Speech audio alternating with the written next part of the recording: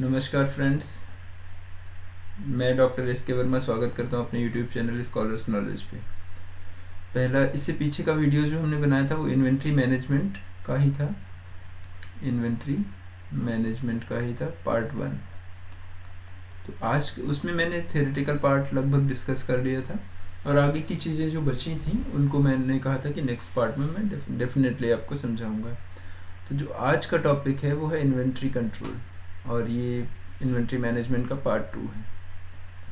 Inventory control की बात करें तो हम इसको बेसिकली 4 हिस्सों में डिवाइड कर सकते हैं। 4 तरीके से हम इन्वेंट्री कंट्रोल का मतलब ये है कि जो भी हमारे पास रॉ मटेरियल स्टॉक अवेलेबल है या फिर हमें रिक्वायर्ड है ना, वो किस हिसाब से हम रखें ताकि हमारी जो कॉस्ट ऑफ मटेरियल है ना, वो कम से कम हो, साथ ही साथ हमारा जो स्टॉक है वो ख़राब ना हो और हमारी जो प्रोडक्शन एक्टिविटी है वो चलती रहे लगातार, है ना, कोई प्रॉब्लम क्रिएट ना हो। तो अगर हम देखें कि इन्वेंट्री कंट्रोल कैसे कैसे कर सकते हैं, सबसे पहला है बाय सेटिंग क्वांटिटेटिव लेवल्स। इसमें हम EOQ पढ़ेंगे, मैक्सिमम लेवल या maximum stock level, minimum stock level, reorder stock level, इन सब का डिस्कशन करेंगे।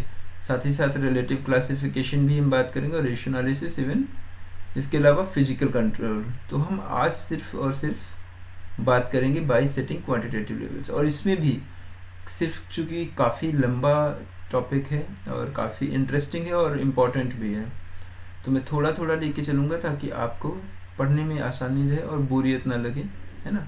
तो आज हम डिस्कस करेंगे रीऑर्डर लेवल और रीऑर्डर क्वांटिटी, जिसका नाम होता है इकोनॉमिक ऑर्डर क्वांटिटी, और ये आता है सेटिंग क्वांटिटेटिव लेवल्स में। ठीक है, तो पहला हिस्सा रीऑर्डर स्टॉक लेवल। ठीक, ये क्या होता है? ये जो है मिनिमम स्टॉक लेवल और मैक्सिमम स्टॉक लेवल के बीच में लाई करता है। मतलब अगर मिनिमम स्टॉक लेवल की बात करें, मिनिमम स्टॉक लेवल और मैक्सिमम स्टॉक लेवल के बीच में जो हिस्सा आएगा वो कहलाएगा रीऑर्डर स्टॉक लेवल। ठीक है, इसका मतलब होता है कि हमें किस समय ऑर्डर करना है या फिर किस समय हमें रिक्वायर्ड होगा रॉ मटेरियल या स्टॉक, है ना, उससे पहले हमें किस समय ऑर्डर करना है ताकि हमारी प्रोडक्शन एक्टिविटी जो है वो कम ना हो, ठीक, खराब ना हो या बंद ना हो, है ना, जिसको हम कहते हैं व्हेन टू ऑर्डर। ठीक है, इसका फार्मूला जो होता है वो होता है maximum consumption multiply by maximum reorder period. Reorder period को एक और नाम दिया जाता है, आप लोग ध्यान रखिएगा, कभी कदार कन्फ्यूजन होता है बच्चों को, तो इसको कहते हैं लीड टाइम।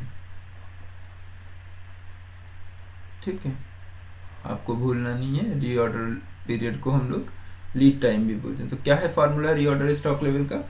मैक्सिमम कंजम्पशन मतलब होता है maximum stock consumption multiplied by maximum reorder period. और दूसरा फार्मूला है, अगर आपको इसकी ये अवेलेबल चीज़ें नहीं हैं तो मिनिमम स्टॉक लेवल में आप अगर प्लस कर देंगे एवरेज रेट ऑफ कंजम्पशन को मल्टीप्लाई करके एवरेज रीऑर्डर पीरियड से। ठीक है, अभी आगे एक क्वेश्चन आएगा, इतना ज़्यादा डीप में भी है नहीं हम लोग, आगे जब न्यूमेरिकल्स एक दो डिस्कस करेंगे तो आप डेफिनेटली समझ में आ जाएगा आपको।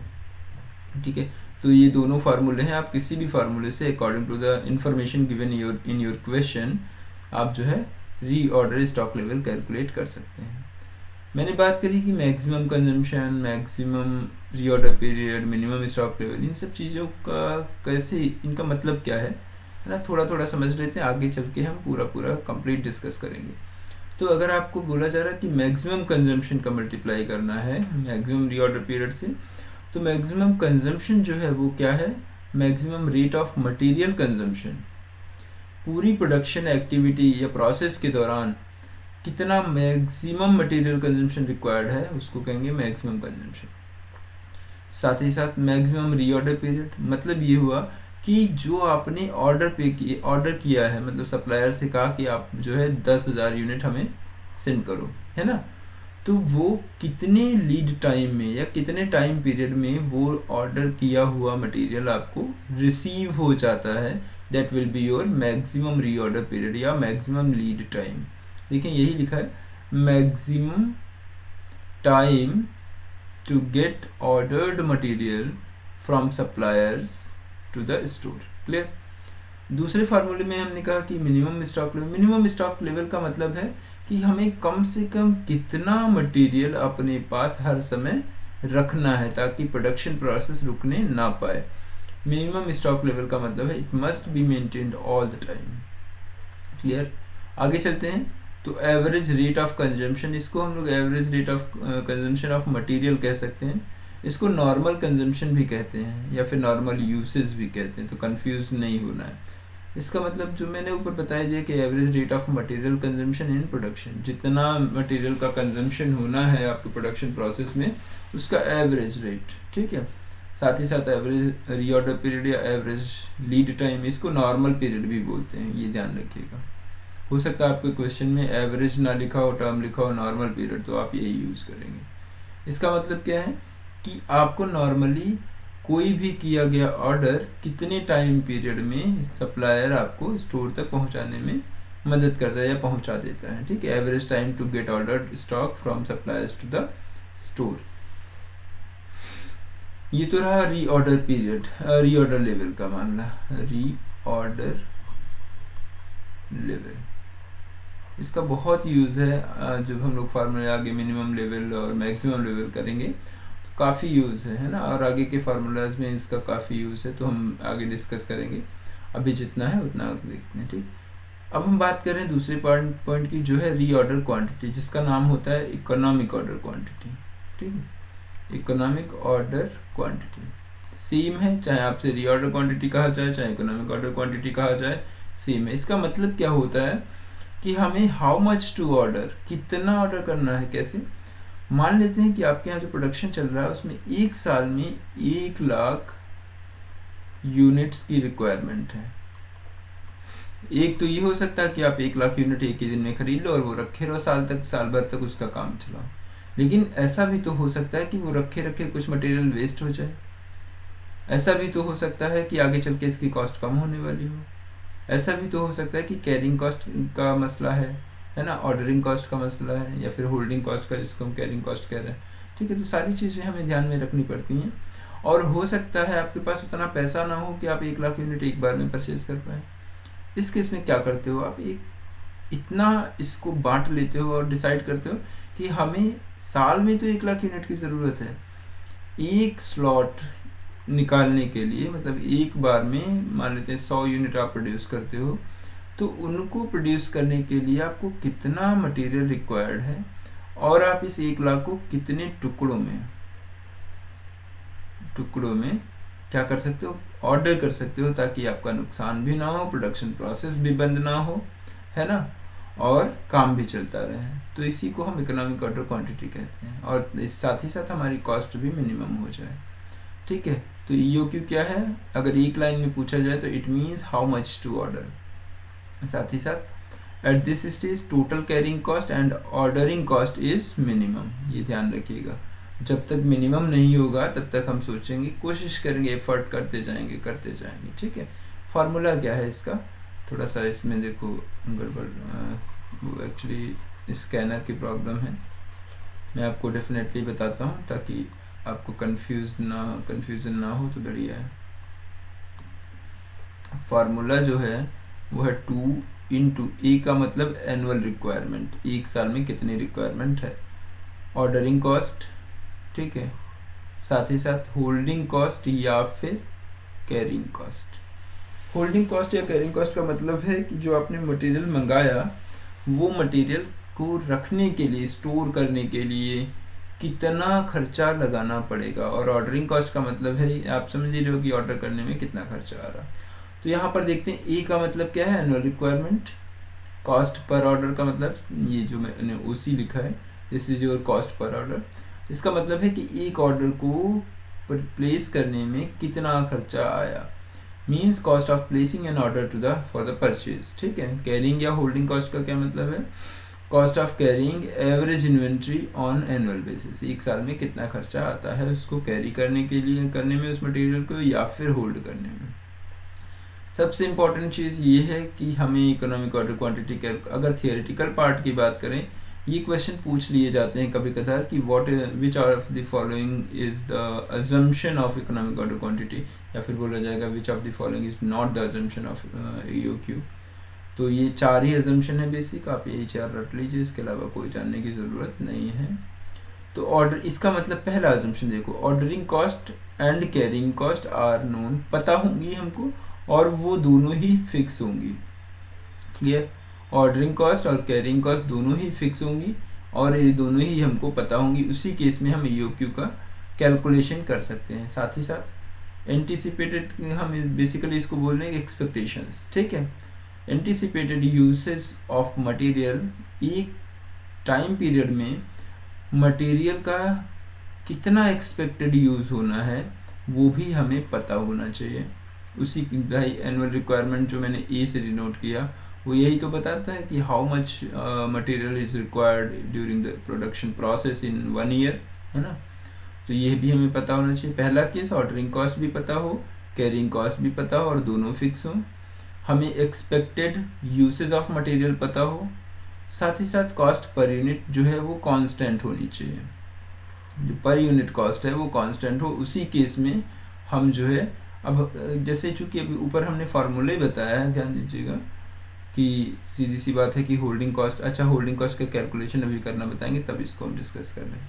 ठीक है, तो कॉस्ट पर यूनिट भी कांस्टेंट होनी चाहिए। लीड टाइम का मतलब रीऑर्डर पीरियड, उसका वो जो है 0 होना चाहिए। मतलब अगर हम जैसे ही कोई सामान मंगाएं, ऑर्डर करें तो झट से हमें वो सामान मिल जाए, है ना। तो ये भी एक अजम्पशन है ईओक्यू का कि जो लीड टाइम है या रीऑर्डर पीरियड का टाइम है वो 0 होना चाहिए। आज मैंने सिर्फ 2 ही डिस्कशन किए हैं, रीऑर्डर लेवल और रीऑर्डर क्वांटिटी या इकोनॉमिक ऑर्डर क्वांटिटी। तो आज एक न्यूमेरिकल उठाते हैं और पूरा डिस्कस करते हैं इसको, फिर हम लोग वाइंड अप करते हैं क्लास।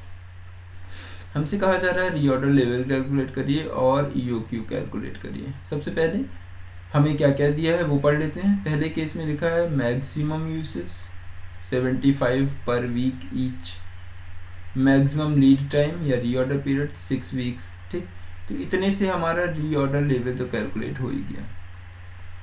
फार्मूला मैंने ऊपर एक बार मैं दिखा देता हूँ आपको, कंफ्यूज ना होइएगा।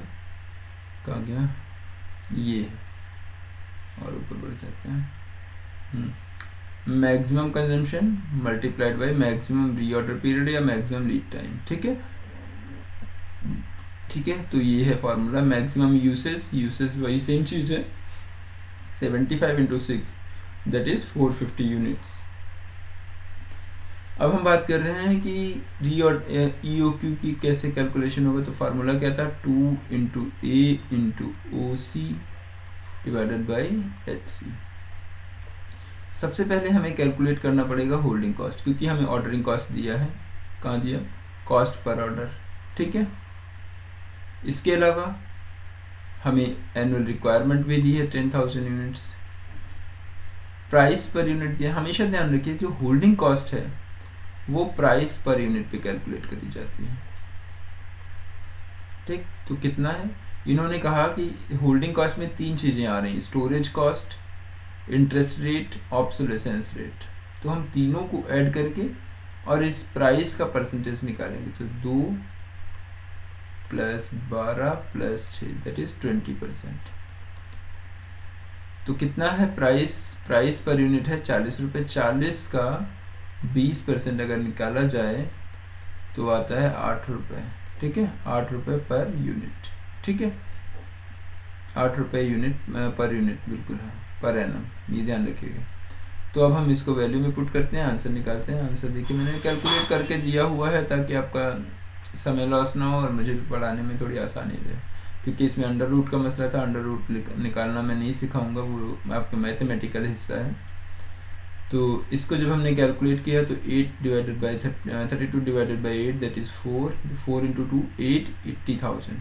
ठीक है, तो अंडर रूट 80,000 जो था, इसका जब हमने स्क्वायर रूट किया तो आया 283। एक्चुअली जो आया था आंसर वो 282.84 आया था। तो हमने इसको राउंड ऑफ कर दिया, क्योंकि ऐसे पॉइंट में नहीं मंगाएंगे ना, हमें यूनिट, कंप्लीट यूनिट मंगाएंगे। तो हमने अप्रॉक्सीमेट राउंड ऑफ करके 283 यूनिट्स कर दिया। मतलब ये हुआ कि एक बार में आपको मंगाना है 283 यूनिट्स। इट मीन्स आपका one order will be of 283 units. तो अगर साल भर में 10,000 यूनिट रिक्वायर्ड है, ठीक है, तो बोला जाए, अगर आपसे पूछा जाए कितने ऑर्डर प्लेस करने पड़ेंगे, तो तो आपको होगी कि annual requirement divided by economic order quantity, answer आएगा अप्रॉक्स 35 ऑर्डर। ये भी पॉइंट में नहीं हो सकता, इसलिए हमने इसको राउंड ऑफ कर दिया है। ठीक है, क्लियर। अभी तक के लिए बस इतना ही। थोड़ा सा मैं और आगे डिस्कस करूँ कि अगले टॉपिक में मैं आपको क्या पढ़ाने वाला हूँ। देखिए, मैंने ये बता दिया कि रीऑर्डर स्टॉक लेवल कैसे कैलकुलेट करते हैं। होता है क्या, मतलब कि कब हमें ऑर्डर करना है। इकोनॉमिक ऑर्डर क्वांटिटी का मतलब था हाउ मच टू ऑर्डर। अभी तक हम लोगों ने ये दो चीज़ें पढ़ ली। अब हम आगे पढ़ेंगे नेक्स्ट पार्ट में। हो सकता है मैं कल अपलोड करूँ, हो सकता है आज ही शाम तक अपलोड कर दूँ। हाँ, लेकिन ये मान लीजिए कि आप सीक्वेंस में देखिएगा। इससे पहला वाला जो हमारा लेक्चर था उसको डेफिनेटली देखिए, तो ये भी समझ में आएगा। वैसे इतना कोई इम्पोर्टेंट नहीं है कि आप उसको पहले देखिए, है ना। वो थ्योरेटिकल हिस्सा है, ये न्यूमेरिकल हिस्सा भी था, थ्योरेटिकल भी था, तो इम्पोर्टेंट ये भी ज़्यादा है, वो भी ज़्यादा है। ठीक है, तो मैं अब हम नेक्स्ट लेक्चर में डिस्कस करेंगे maximum stock level. Maximum stock level का मतलब है हम अपने स्टोरेज में कितना स्टॉक लगभग मैक्सिमम अपने पास रख सकते हैं, up to how much to stock. Clear. Minimum level का मतलब कम से कम कितना स्टॉक हमें अपने पास रखना है ताकि हमारी प्रोडक्शन प्रोसेस बंद ना होने पाए। एवरेज स्टॉक लेवल को हम लोग नॉर्मल यूसेज भी कहते थे।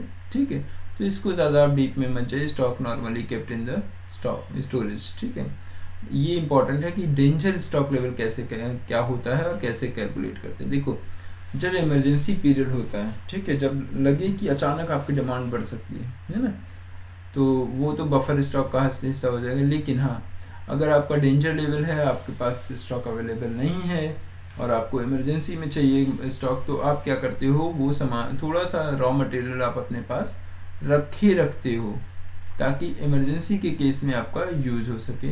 तो ये भी मैं आगे चल के जो नेक्स्ट लेक्चर होने वाला है उसमें मैं डिस्कस करूँगा। और लास्ट है बफर स्टॉक, मतलब अचानक डिमांड मार्केट में बढ़ जाए आपके प्रोडक्ट की, तो उसको कैसे मिटिगेट करना है ना। These are all the points और टेक्निक्स जिनको हम लोग कह रहे थे इन्वेंट्री कंट्रोल का क्वांटिटेटिव लेवल। ठीक है, जो मैंने ऊपर बोला था ये पहला हिस्सा। तो अभी तक हम लोगों ने 2 पढ़े, आगे के 4, 1 2 3 4 5, ये 5 जो है नेक्स्ट लेक्चर में पढ़ेंगे। धन्यवाद दोस्तों। हाँ, एक हम्बल रिक्वेस्ट है आपसे, प्लीज़ मेरे चैनल को लाइक शेयर सब्सक्राइब करना बिल्कुल ना भूलें। और ये बात मैं शॉर्ट कह रहा हूँ कि हाँ, मैं कोशिश करता हूँ कि सारी चीज़ें डिस्कस करूँ आपसे, और डेफिनेटली आप पूरा वीडियो ध्यान से देखिए तो आपको समझ में भी एक एक चीज़ आएगी। Thank you. प्लीज़ सब्सक्राइब जरूर करें मेरा चैनल।